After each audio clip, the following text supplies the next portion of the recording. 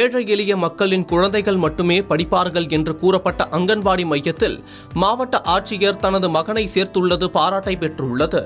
இந்தியாவின் ஒருங்கிணைந்த குழந்தைகள் மேம்பாட்டு சேவைகள் திட்டத்தின் கீழ் கிராமப்புறங்கள் மற்றும் நகர்ப்புற ஏழை பகுதிகளில் அரசு அங்கன்வாடி மையங்கள் செயல்பட்டு வருகிறது.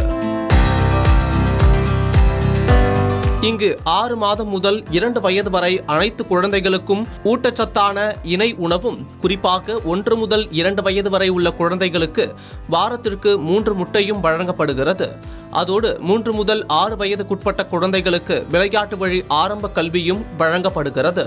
மேலும் போஷன் டிராக்கர் செயலி வாயிலாக குழந்தைகளின் எடை மற்றும் உயரம் பதிவு செய்யப்பட்டு வளர்ச்சி நிலை கண்காணிக்கப்படுகிறது.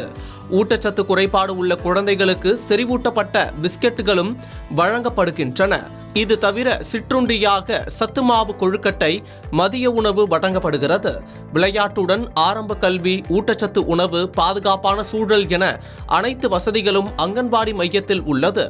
அதோடு கர்ப்பிணி பெண்கள் மற்றும் பாலூட்டும் தாய்மார்களுக்கும் ஊட்டச்சத்து மாத்திரைகள், சத்துமாவு போன்றவையும் வழங்கப்படுகின்றன.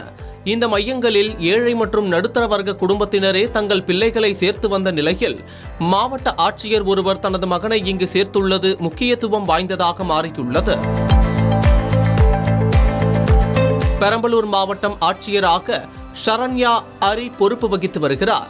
சமீபத்தில் இவர் அரசு அங்கன்வாடி மையத்தில் ஆய்வு மேற்கொண்ட போது எனது மகனையும் இங்கு சேர்க்க விரும்புகிறேன் என்று கூறியிருந்தார்.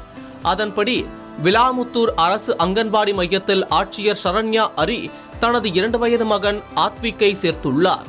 இது குறித்து பேசிய மாவட்ட ஆட்சியர் ஷரண்யா அரி, குழந்தைகளுக்கு தேவையான பல்வேறு வசதிகளும் அங்கன்வாடி மையங்களில் வழங்கப்படுகிறது என்றும், எனவே பெற்றோர் தங்கள் குழந்தைகளை அங்கன்வாடி மையங்களில் சேர்க்க முன்வர வேண்டும் என்றும் கூறியுள்ளார்.